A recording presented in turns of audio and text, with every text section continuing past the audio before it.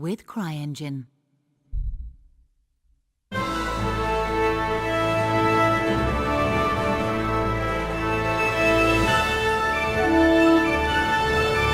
Warhorse Studios. Charles IV, King of Bohemia and Holy Roman Emperor, had a long and successful reign.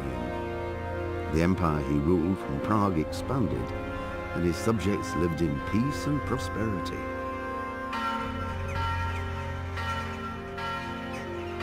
When the emperor died, the whole empire mourned. More than 7,000 people accompanied him on his last procession. The heir to the throne of the flourishing empire was Charles's son, Wenceslas IV, whose father had prepared him for this moment all his life. But Wenceslas did not take after his father. He neglected affairs of state for more frivolous pursuits. He even failed to turn up for his own coronation as emperor, which did little to endear him to the Pope. Wenceslas the Idle did not impress the imperial nobility either. His difficulties mounted until the nobles, exasperated by the inaction of their ruler, turned for help to his half-brother, King Sigismund of Hungary. Sigismund decided on a radical solution. He kidnapped the king to force him to abdicate, then took advantage of the ensuing disorder to gain greater power for himself. He invaded Bohemia with a massive army and began pillaging the territories of the king's allies. It is here that my story begins. Before it all began, we lived a peaceful life. My father was a blacksmith, and I would one day take over his trade. Unfortunately, the town where we lived was where the king's silver was mined. And that was exactly what Sigismund was after. That, and to show what would happen to anyone who dared to oppose him.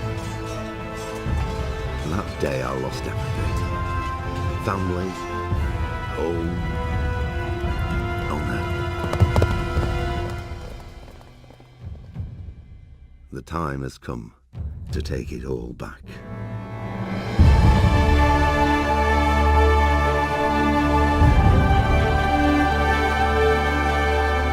Kingdom Come Deliverance.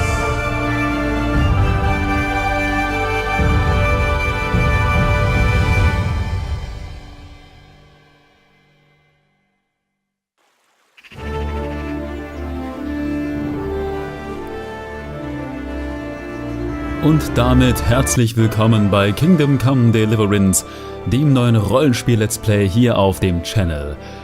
Dieses Spiel ist ein Rollenspiel mit Realitätsanspruch.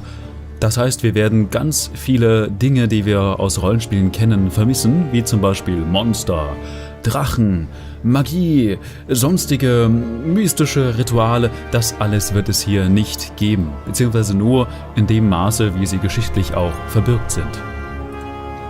Wir haben so gesehen eine Streitigkeit bei diesem Spiel zwischen historischem Anspruch, Historizität und dem eigentlichen Gameplay, was in dem Indie-Entwicklerteam immer mal wieder kleinen Clinch verursacht.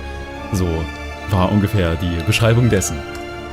Wir werden uns hier eine kleine Episode anschauen, die etwa mittig des Spieles liegt. Das heißt, wir sind schon einen gewissen Level, ich glaube, wir sind Level 12 ungefähr, haben ein wenig Vorgeschichte schon kassiert und erleben eine Questreihe, in der wir Greedy, den Stinker, suchen werden.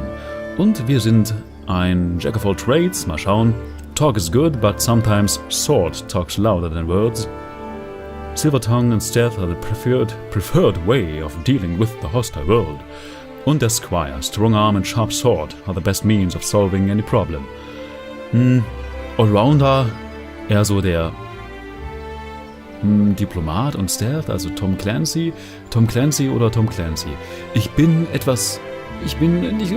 Tom Clancy hier. So. Previously on Kingdom Come Deliverance. Chaos and turmoil ruled the land, and our province was no exception. We were overrun by bandits and marauders, and the roads were no longer safe. The most terrible massacre happened at the stud farm in Neuhof, which was raided and torched, and all the horses slaughtered. My liege lord sent his men, led by Sir Robert of Talmberg, to track down the killers and to bring them to justice. I rode with them, but the investigation has been slow and difficult.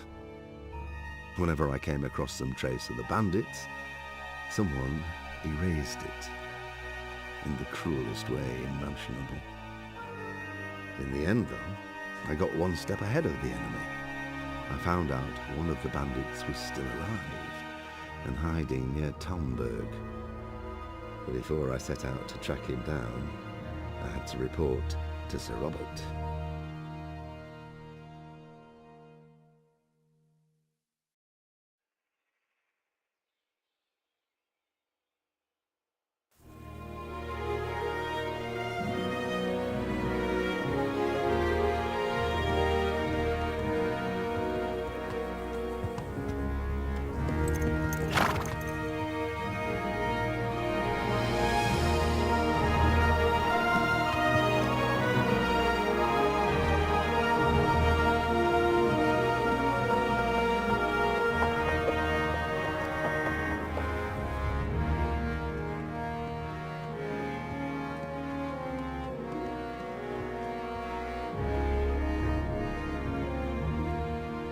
Faster!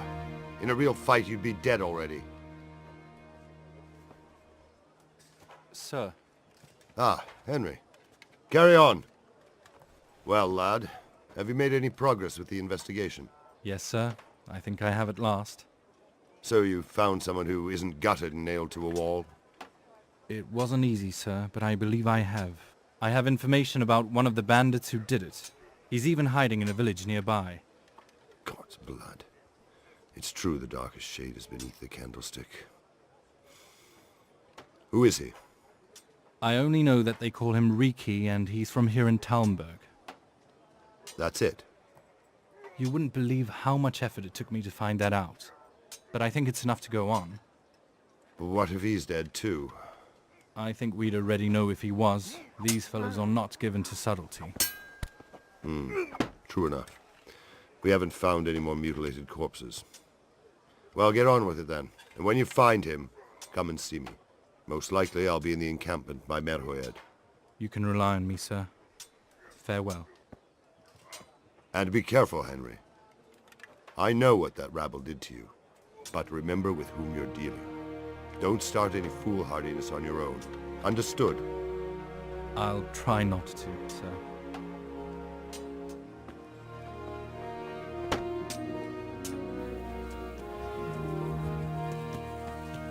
Plätze ist wieder da!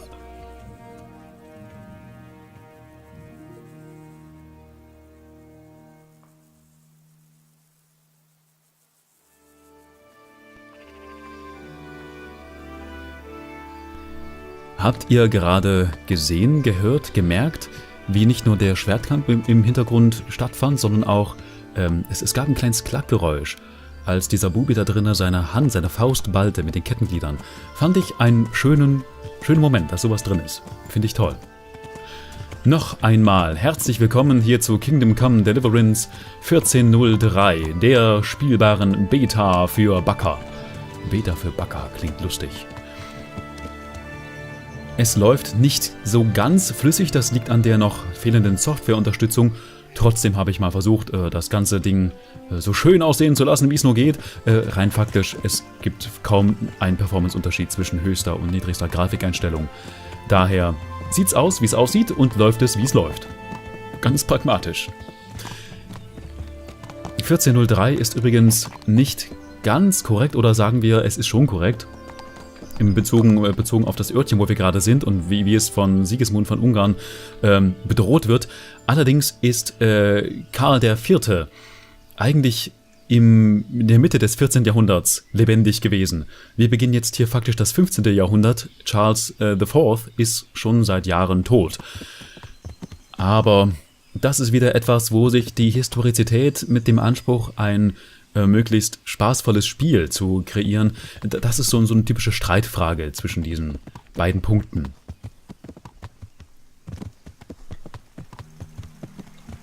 Das wird hier übrigens an vielen Stellen wie Sightseeing sein. Befürchte ich fast. Okay.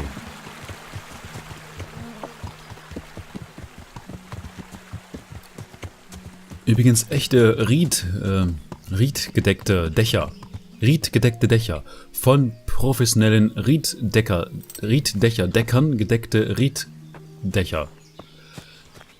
Okay. Holdemaid, sprich zu uns, was weißt du über Herrn Riki?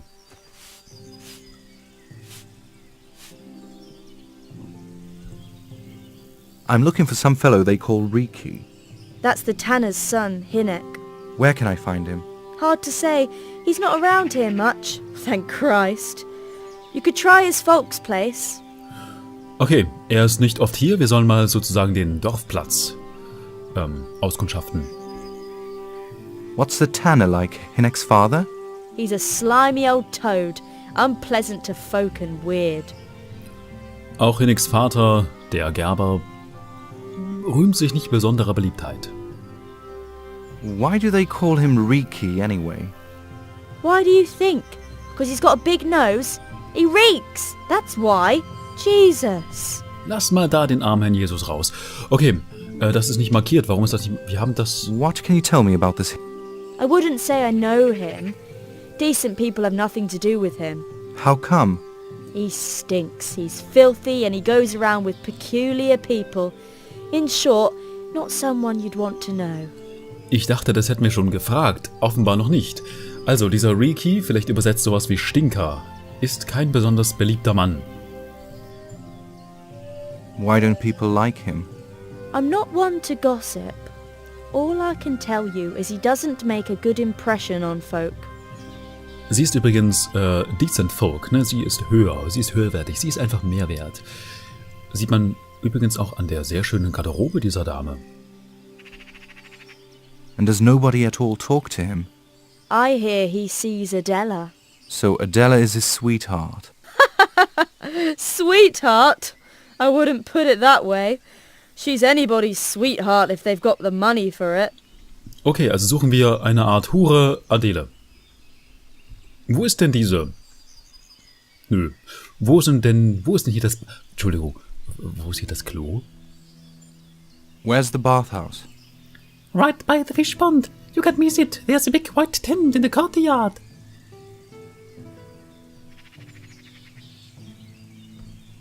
Die hat so in der Luft gestickt. Das fand ich sehr toll. Where does the tanner live? At the very end of the village. Go downstream by the creek and it's the old house on the left bank. Und wieder stickt sie. Sie dirigiert, stickt. Ich weiß es nicht ganz genau. Okay. Noch was über Talmberg, bitte. Can you tell me something about Talmberg? What's it like here? God bless Sir Divish and his captain, Sir Robert. If it weren't for them, I'd fear for my life. You know how it is. What with all that going on in this country? Sie ist also sehr froh, dass der Typ da ist. Ohne den wäre das schon ein bisschen anders hier. Die Dame ist schon ein bisschen schizo, oder? Also ich meine, auf jeden Satz eine andere Stimme, das ist schon ganz schön schizo. Nee, also... Bipolar, Tripolar, Quadrupolar gestört. Ich würde ganz gerne... Na komm, schaffen wir das? Jawohl. In einer formschönen Animation grapschen wir den Apfel. Diese Äpfel, die brauchen wir übrigens wirklich, um uns zu regenerieren. Allerdings, das kleine Problem dabei ist, die Nahrungsmittel werden schlecht. In der Tat, es verschimmelt in unseren Taschen. Das heißt, wir haben es geöffnet und die Kiste ist zu. Interessant. Wir können einen epischen Kampf gewonnen haben. Doch wenn wir danach einen verfaulten Apfel essen, sind wir trotzdem gleich tot. Das ist blöd, aber naja, ist halt so, ne? Wenn da was Vergiftetes isst, bist du halt vergiftet. Ist halt, ne? Ist halt. Schöner Effekt beim Rauskommen. Toll. Okay, das waren die Informationen der Dame. Wir schauen mal hier drüben. Chicken, chicken, chicken, chicken, chicken, chicken, chicken. Okay.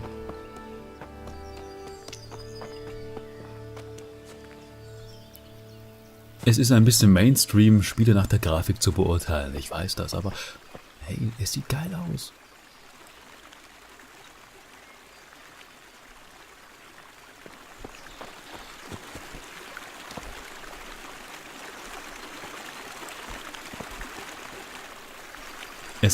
Es würde einfach nur noch fehlen, dass es hier so riecht. Dass es hier riecht wie Wiese, wie Fluss, wie Baum, wie Tal, wie Blume. Das wäre echt toll. Das wäre richtig klasse. So, wir wollen noch was wissen über Riki. Na? Wollt ihr sprechen? Wollt ihr sprechen? Na? Na? Nö. Die wollen nicht mit uns reden. Das finde ich nicht okay. Du hier. Sprich. Welcome to my shop. Was? Shoppen. Okay, der Gutste sagt, welcome to my shop, also sind wir jetzt mal mit dem Shop. Oh, wir können bei ihm Pfeil und Bogen kaufen. Das gefällt mir sehr gut. Das tun wir gleich mal. Ja, mach mal. Können wir uns bestimmt alles leisten? Jawohl, können wir. Einen formschönen Helm nehmen wir uns auch gleich mit. Und den Rest, den kriegen wir irgendwie hin. Den Rest brauchen wir nicht. Okay, erstmal. Das hier ist das Einkaufs- und Verkaufssystem. Wir haben hier einen Buy, also einen Einkauf, einen Verkauf und einen Basket, eine Art von Korb. Alles, was wir kaufen, landet in diesem Korb. Den Korb müssen wir dann im Endeffekt wieder begleichen. Mit Geld. Oder sonstigen Dingen. Wir können Waffen kaufen, Rüstung kaufen, Essen kaufen, Quest-Items durchskippen und anderes uns anschauen. Doch wir entscheiden uns einfach ganz kurz in unseren Korb reinzugucken, zu sagen, Bogen, Pfeil, Helm, sieht gut aus, nehmen wir mit. Und dann, wo muss man da? Close Deal. Und dann schließen wir den Deal ab und können noch... Ich habe nicht genug Geld.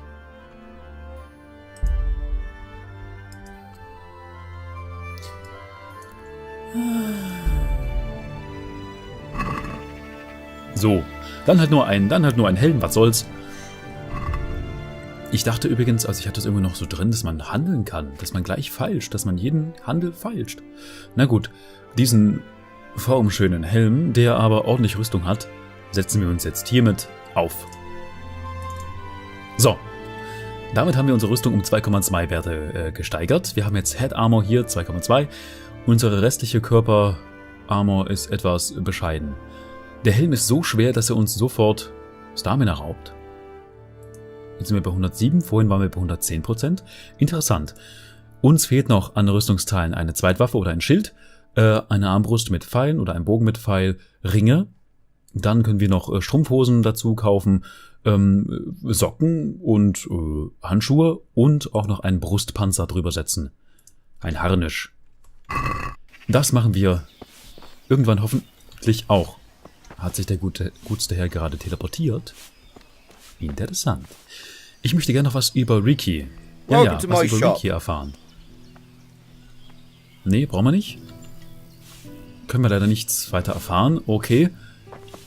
Aber das Badhaus da vorne, diese Dinger da, das ist doch bestimmt das Badhaus. Und, jawohl. Hier gehen wir mal hin. Da gehen wir hin. Ich meine mich mal aus einer anderen Spiel-Session zu erinnern, dass das hier hinten das Badhaus war. Wir könnten vielleicht mit dieser magischen Dame, die ihre Robe an- und auskleiden kann, während sie läuft, noch einmal kurz reden, ob das hier das Badhaus ist, aber eigentlich... Where's the bathhouse? Right by the fish pond. You can't miss it. There's a big white tent and the courtyard. Ja. Weiße Zelte, das muss das hier sein. Das muss das hier einfach sein. Gehen wir dahin. Oh, da bewegt sich ein Quest-Pfeil. Das ist wieder so ein Kompromiss zwischen Historizität und zwischen Gameplay. Wir sprechen mal die laufende Standarte an. Das war gerade nicht jugendfrei. Das war gerade nicht jugendfrei, aber dafür sind wir ja hier, ne? Also, Adele, sag doch was zu uns. I heard you've been seeing Hinnock the tanner. So what? Come to preach to me, have you? That I'm a loose woman, a sinner? That I seduce decent men, huh? Sie glaubt, dass wir ihr alles Mögliche unterstellen wollen, aber nö, eigentlich gar nicht. God, no, nothing like that. It's just that you're the only one in the village who sees Hinnock, so I came to ask you about him. I've seen him often enough, but I don't know what I could tell you about him. Du könntest damit anfangen, uns zu erzählen, wo Hinnock ist. Where can I find Hinnock? I haven't seen him in the village for a few days. He must have run off to the woods again. Does he do that often? From time to time. What the hell does he get up to there? I don't know. Das meint sie nicht ernst. Zum einen, der Dialogschnitt ist sehr geil, schön agil, freut mich. Und Riki verschwindet öfter in den Wäldern und das tut er wohl öfter.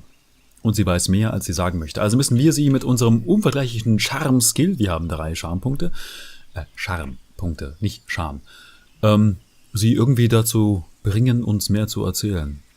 Wir sind ein Freund von Hinnock, ne? Look here. I'm a friend of Hinnock's and I really need to know where he is and what he's doing. But I already told you I don't know where he is. So I suppose he just goes to the woods to pick mushrooms, does he? I really don't know what you want from me. So Hinnock is a bit odd and sometimes he goes off into the woods. Unsere Überredungskunst hat leider versagt. Die Dame hinter uns möchte bestimmt gleich was von uns haben, aber wir sind noch beschäftigt. He goes to the woods from time to time. That smells fishy. What do you mean? There's no law against it, is there? With all the footpads, pillagers, cumans, and God knows what kind of vermin around, I'd say that's pretty suspicious. But Hinnock certainly has nothing to do with those people. Then what does he do there? I don't expect he's gathering mushrooms. I really don't know what you want from me. So Hinnock is a bit odd and sometimes he goes off into the woods. Das gibt's doch nie. Look here. But I already told you So I suppose he just goes to the... I really Sag mal, don't know what... wir können sie nicht mehr überreden. He goes to the... What do you mean? There's Wir no... konnten sie mal all the- überreden. but Ich bin mir Hinnock ganz, ganz said- sicher, What dass does es he mal do geklappt there? hat. I really don't know what you... Toll. When did you see him last? A few days ago. He came to me late in the evening. Drunk. That was unusual? I never saw him drink much. He always came here sober. So he was acting strange that evening. He was strange. I had the feeling he was afraid of something. He kept on prattling and wasn't interested in... well, you know what. So I threw him out and I haven't seen him since. Er hat sich an einem Abend komisch verhalten, war mal betrunken, was er sonst angeblich nie wäre, und hat irgendwas von komischen Dingen gelabert. Can you remember anything he said that evening? Hard to say. He went on about some Jacob who died. Then he was regretting he ever got into it, but he never said what it was. And that it wasn't worth it for the money. Aye, and then he was talking about the money. That was very odd. What did he say about the money? Just that he had a pile of money hidden at home behind the house. Uh-huh. What did you say to that? What could I say? He was drunk. He kept saying I was a fine girl and other harlots wouldn't go with him even for money.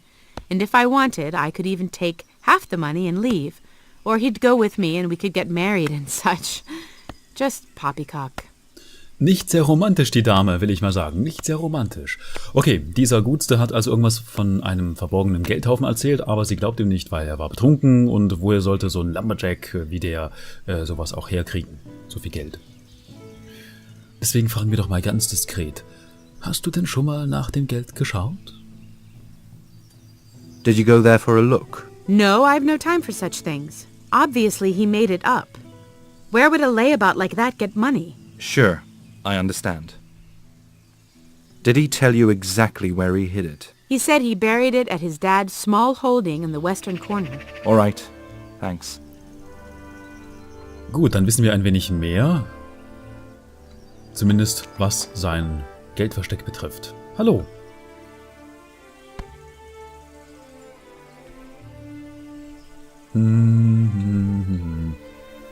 Wissen wir alles schon. What can you tell me about this Hinek? I wouldn't say I know him. Decent people have nothing to do with him. How come? He stinks, he's filthy, and he goes around with peculiar people. In short, not someone you'd want to know. Und sie ist natürlich, sorry. He Und sie stinks, ist natürlich einer dieser decent people, ist ja ganz klar. Nur weil sie so ein tolles Gewand trägt und die andere nicht. Mal schauen, was uns noch dieser gutste Herr hier zu sagen hat. Hallo, sprich doch zu uns.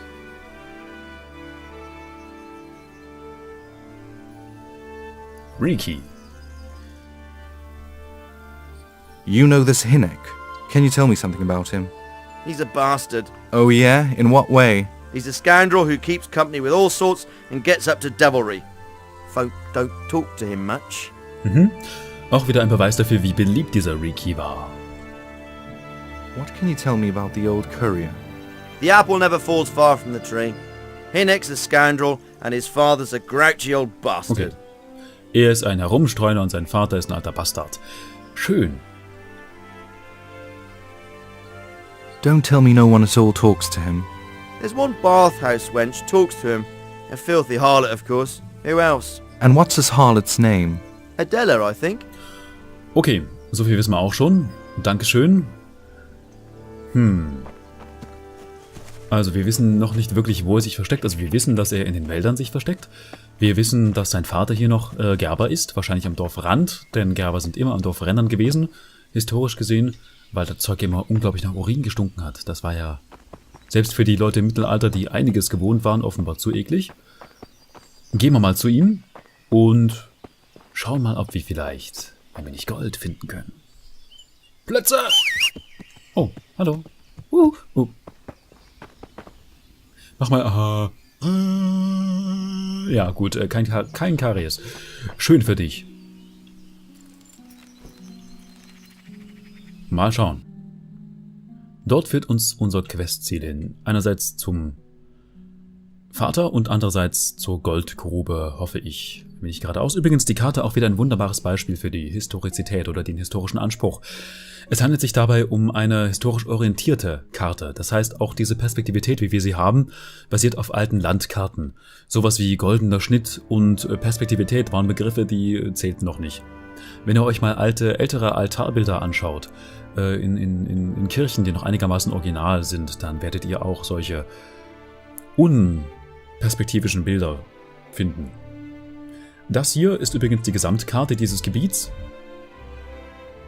Und das gesamte Spiel soll 6-mal so groß sein wie diese Karte hier. Und das ist schon eine ganze Menge zu erkunden. Also freut euch auf viel Content. So, einmal noch ganz kurz nach dort.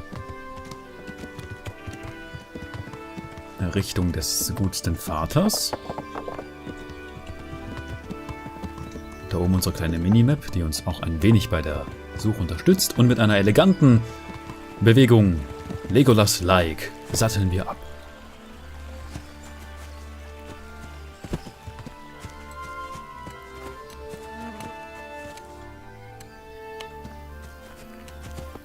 Ah, jetzt verstehe ich, wofür wir die Schaufel kaufen konnten. Haha, gut, das mit der Schaufel machen wir in der nächsten Folge. Erstmal, hallo Väterchen.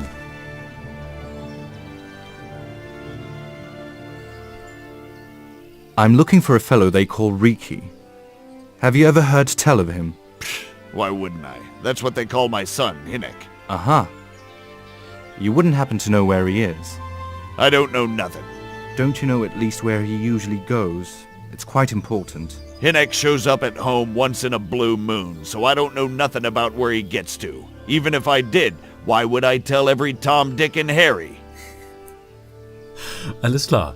Offenbar ist auch die Verbindung zwischen Vater und Sohn sehr von intimer Freundschaft geprägt, sagen wir mal so. Nee, das ist der falsche Begriff. Von Herzlichkeit. Von Herzlichkeit. Do you at least know anyone he's friends with or someone he goes to see? As far as I know, nobody here in the village talks to him. I heard he's seeing some bathhouse wench. Maybe. He can't get it for free, so I suppose he's got to go to the baths.